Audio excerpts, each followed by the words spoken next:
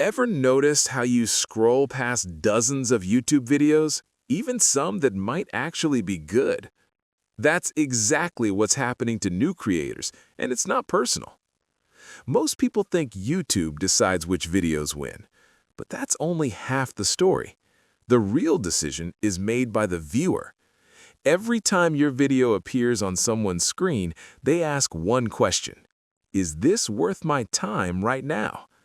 If the title or thumbnail doesn't answer that instantly, they scroll, even if the video itself is great. That doesn't mean your content is bad. It just means the first impression didn't connect. YouTube doesn't push videos randomly. It reacts to what people do. When viewers pause, when they click, when they watch longer, that's when YouTube shows your video to more people.